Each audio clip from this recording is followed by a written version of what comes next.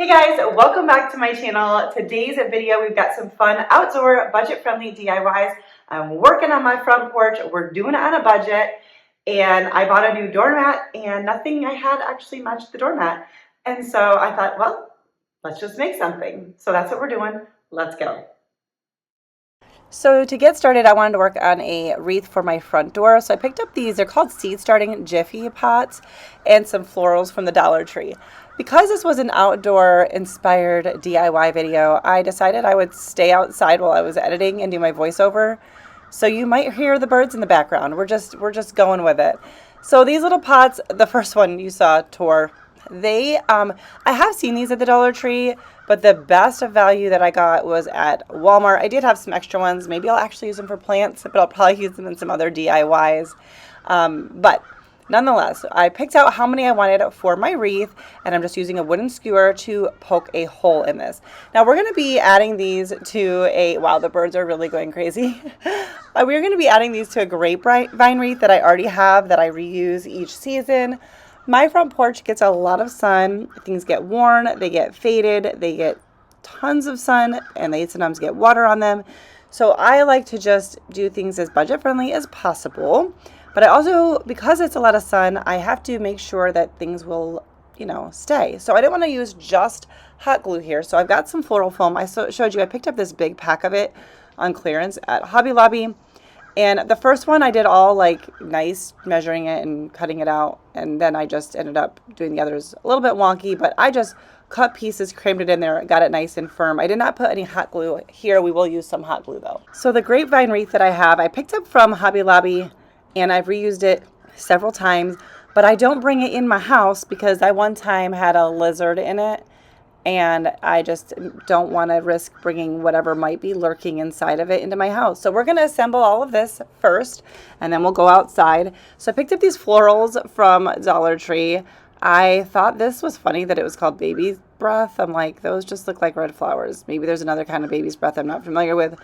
I picked up these colors because there was a doormat that I picked up, and the colors from that are the inspiration for all of these videos. I'll show that to you here.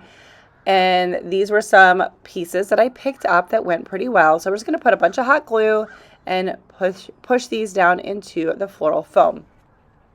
Also, I think you saw it, but I was talking about something else at the time. I threaded some jute twine through that hole to attach these to the grapevine wreath. You could also use floral wire, but I just thought this was less likely to scratch my door. And then I'm just covering up the floral foam with some moss that I had, and we're just gonna make these cute little pots. So was not gonna try to put real flowers on a wreath at my front door. I am not that, no, I do not have that kind of a green thumb. So I didn't do all of the leaves on the flowers. I just left some of it just for a little bit, but I didn't want to overload it with leaves. So I'm pushing down what I could and then tapping out the excess. Here's the grapevine wreath, and there's some white berries on there that I had from other years, from other seasons, and I've just left that on. All right, so here I am just seeing how to do this. This was a little bit awkward to do and film. My husband was helping me, and then at some point I was like, all right, put down the camera. I need you to hold the wreath up for me. But I'm just doing my best to put them in place. I didn't want them perfect. They weren't all going to be upright. Obviously, I wasn't going to have them sideways because I didn't want any loose moss falling out. But I'm just doing the best I can, and I'm just tying them on good and tight. And then in the future, I can take off that twine and put something else on the grapevine wreath. So we're going to decided on 5. I just felt like that was a good number for these, and I'm going to put them all around, and then we're going to hang that up on my door. But I feel like this adds a nice, fun, bright color. I've seen these on Pinterest. A lot of times people use the terracotta pots. I wanted something more lightweight, so I thought that these pots were a good fit. I'll show it to you on my door in the end, but it was really hard to get a good shot of this. But this is how the wreath came out, and I'll show you again later. For this next one, I have this watering can that has been on my porch, used many seasons for many years. I picked it up at Hobby Lobby at some point. I'm sure I did not pay what was on that price tag. I'm confident in that. But I decided to change it up. So I'm outside with some Rust-Oleum paint. I probably should use flat, but I used gloss. I was just using what I had on hand, but I think I did have flat on hand as well. Anyways, gonna do my best to give this an even coat of spray paint. I did give it 2 coats altogether. The wind was blowing, and here a bug landed on there, so that was cool. I rescued him, got him off, and painted my watering can. Then I went inside and taped off a couple of the areas because I thought it'd be fun to add, again, more color, bringing in the colors from the doormat that I was going to be using. And these paints, these first 2 are just from HTV Ron. They have some really, really pigmented paints. Now, I don't know why the pink did not go on, you'll see, super great, but eventually I ended up doing like 3 or 4 coats and it worked fine. I think it might have been because I was painting on top of spray paint or because I was painting on top of glossy spray paint. I'm not sure, but I stuck with it and made it work in the end. But you could spray paint the whole thing. You could chalk paint it. This is what I chose to do because I wanted to use the colors and paints that I had on hand. And so I'm going to paint just the top of the spout, the back handle, and then the top handle I decided to do in orange and just gave that a couple of coats, letting it dry really well in between. Here I am doing another coat. And then I did end up taking like a toothpick or a wooden skewer and like poking the holes on the top of that to just open them up. Not that it's going to be being used. I don't even know if this is a functional watering can, to be perfectly honest, but just to make it look better. Once that was dry, I wanted to put some stenciling on the front. So this is a floral stencil from Dollar Tree. I'm also using a Dollar Tree stencil brush. They work great to me. This took a couple of coats because it just doesn't go on. This paint is super pigmented, but what I was painting on, it took a lot more coats. And I'm just using my heat gun, but at a low temp. I did not want to warm up the paint and make it tacky. I didn't want to heat up the metal. So very carefully and cautiously. And I mixed up another color. There's like an orangey red, just again to match the doormat that will be on my front porch as well. And this came out really good. Just make sure you don't overload your paintbrush so you don't have any bleed through. It's not perfect, but it's pretty good. And then my friends convinced me to go back in and do some leaves. So once it was dry, I taped off the flowers, repositioned it in place, and went and did the leaves that were on the stencil. I had originally covered them up. You can see I keep checking the temperature on the heat gun, making sure it's not hot because the paint, especially the spray paint, it'll just get tacky. Thank you, friends, for convincing me to do the leaves. I do like the little pop of green here on the watering can. Now, a spray sealer would have been easier, but once again, I'm using what I had on hand. And I may actually have some in my garage somewhere, but I used Mod Podge. This is a dishwasher safe Mod Podge, figuring this might help protect it a little bit better against the elements. We'll see. I did 2 coats of that. And then for an added embellishment, also encouraged by my friends, I wanted to make just a little itty bitty beaded garland. So I was trying to figure out how big I wanted to do it. I just wanted to figure it'd be easiest to just drape it there over the handle. This little wood butterfly piece came from, I think from Hobby Lobby, I think it came from Dollar Tree, but Hobby Lobby has similar pieces for different seasons and holidays. And I just chose that one. I thought that would be a nice springy summer thing. These are like spring/summer DIYs like for your porch. I will probably leave this up the entire summer. And then I just fed the string back up through some of the beads. I'm burning it off with my lighter because there was a chunky part of twine there. And then I had a tassel from my stash. I think it actually might have come off of a project from the Dollar Tree. I'm just reconfiguring it, making the loop a little bit smaller, and that's going to go on the other end here. So I'm just kind of showing you my process to make sure it fit over the handle. And then I once again just tied that on and fed the other end up through a bead. That just kind of helps keep it secure. And then I did trim down the tassel because it was way too big for this size of a beaded garland. But I thought this added a nice little natural detail. I'll show you my front porch in the end, but I thought this came out, and I love the bright, fun colors for summer. I usually do a lot of neutrals, but I wanted to switch it up. All right, we're going to go in with some more beads. So once again, I'm going to use the colors that you saw previously to match my doormat, and I am just going to give these a couple of coats of paint, and I'm using a wooden skewer. You can do however you want. I was going to do some of the other methods, but then didn't have what I needed. So just using a wooden skewer, and it gave us 2 or 3 coats.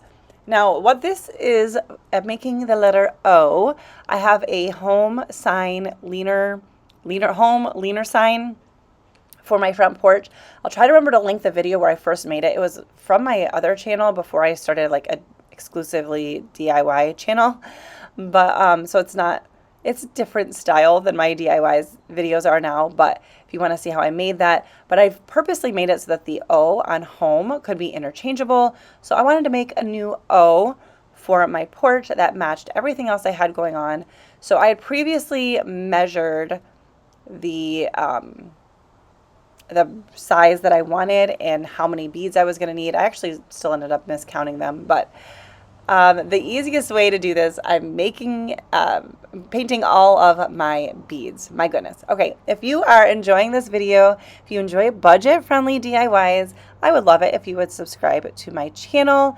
Make sure that your notification bell is on. That way, YouTube will let you know when I post a new video. And if you're liking this video, please give it a thumbs up. That helps me out so much.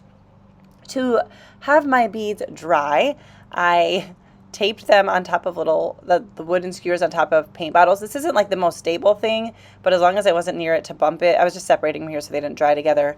This actually worked really great for them to dry in between.